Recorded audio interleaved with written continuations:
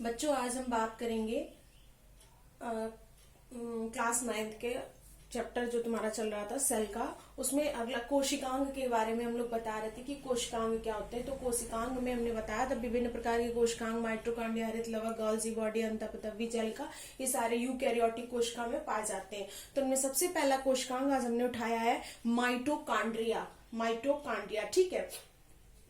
तो जानेंगे माइटोकॉन्ड्रिया क्या होता है, कैसा होता है और ये क्या करता है कोशिका में। ठीक है, हमने बताया था कोशिका में जो अंग पाए जाते हैं वो विभिन्न प्रकार से कार्य करते हैं। तो सबसे पहले तो जानेंगे माइटोकॉन्ड्रिया किसे कहते हैं। तो जो पाए कहाँ जाते हैं, तो याद रखिएगा यूकैरियोटिक सेल में पाए जाते हैं। और यूकैरियोटिक पादप और जंतु दोनों प्रकार की आपकी कोशिका होती है, यूकैरियोटिक कोशिका, ठीक है।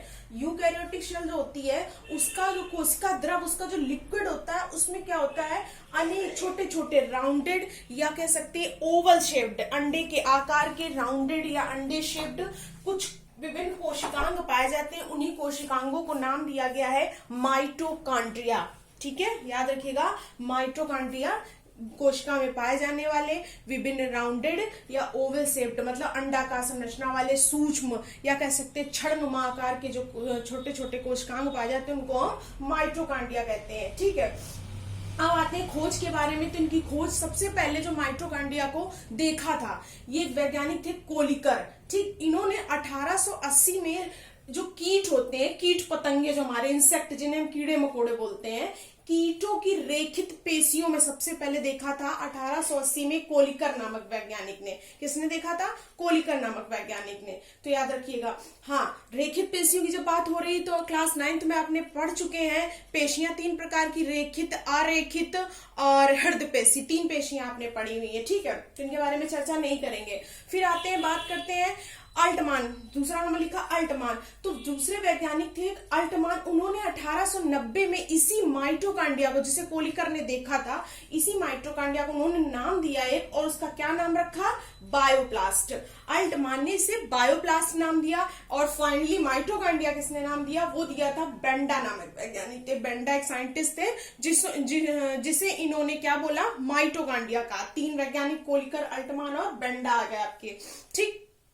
अब बात करते हैं इसकी संरचना के बारे में। ये तो इसकी खोज हो गई, पता चल गया कि कोशिका में पाया जाने वाला एक इंपॉर्टेंट कोशिकांग है, ठीक है, उसका एक भाग है कोशिका का। इसकी खोज के बारे में डिस्कशन हो गया। अब बात करते हैं इसकी संरचना के बारे में कि इसकी संरचना कैसी होती। तो इसकी संरचना जो होती है अभी हमने बताई थी, रॉड शेप्ड होती है, ओवल्स, अंडा शेप्ड, अंडाकार भी हो सकती है, ठीक है, या छड़नुमा भी हो सकती है या गोलाकार भी हो सकती है। तो देखिए आप यहाँ एक अंडाकार संरचना के रूप में माइटोकॉन्ड्रिया बना हुआ है, नीचे लिखा है स्ट्रक्चर।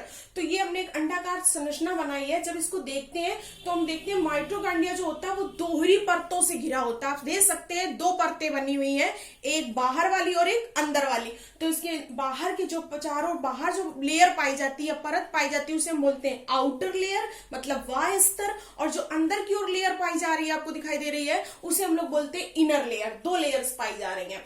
तो अब एक खास बात यहाँ ध्यान देने वाली है कि जो इसके अंदर वाली परत है, इनर वाली लेयर है, उसमें आप देखिए जगह जगह से कुछ फिंगर लाइक अंगुली नुमा स्ट्रक्चर्स निकली हुई हैं, देख सकते हैं। जगह जगह पे जो अंदर वाली परत होती है वो जगह जगह से मुड़ जाती है और अंगुली जैसा आकार बना लेती, फिंगर लाइक स्ट्रक्चर बना लेती, जिसे, और वो होती है हमारी इनर लेयर होती है। और इन्हीं फिंगर लाइक स्ट्रक्चर्स को हम लोग बोलते हैं, क्या बोलते हैं? क्रिस्टी कहते हैं। याद रखिएगा, माइटोकॉन्ड्रिया के अंदर पाई जाने वाली अंगुली नुमा संरचनाओं को क्या बोलते हैं? क्रिस्टी कहते हैं, ठीक। अब बात करते हैं क्रिस्टी की। जो क्रिस्टी होती है, क्रिस्टी के ऊपर छोटे छोटे से कण पाए जाते हैं। देखिए आप लगाए हुए हैं मैंने छोटे छोटे से कण। क्रिस्टी के ऊपर छोटे छोटे से जो कण पाए जाते हैं, इन्हें हम लोग बोलते हैं F1 कण, ठीक, या ऑक्सीसोम।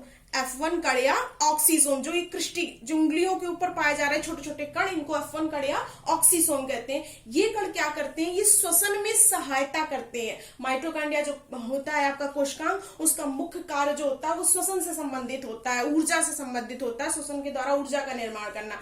तो इसीलिए ये F1 कण जो होते हैं वो श्वसन में सहायता करते हैं, ठीक।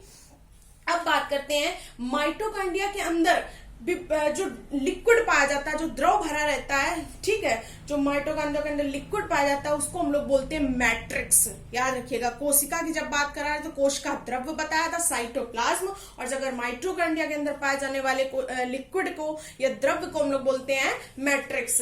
इसके बाद माइटोकॉन्ड्रिया के अंदर हम देखते हैं डीएनए पाया जाता है। हमें क्या क्या मिलता है? डीएनए मिलता है, राइबोसोम्स मिलते हैं। तो याद रखिएगा डीएनए भी मिल रहा है यहाँ, राइबोस। बस खास बात ये होती है डीएनए की कि यहाँ डीएनए दोहरा नहीं होता, सिंगल स्टैंडर्ड डीएनए पाया जाता है। ये चीजें आपको हम आगे चल के बताएंगे जब डीएनए का टॉपिक आएगा, सिंगल और डबल स्टैंडर्ड की बात करेंगे। तो यहाँ एक सिंगल स्टैंडर्ड डीएनए पाया जाता है, राइबोसोम्स पाए जाते हैं, ठीक।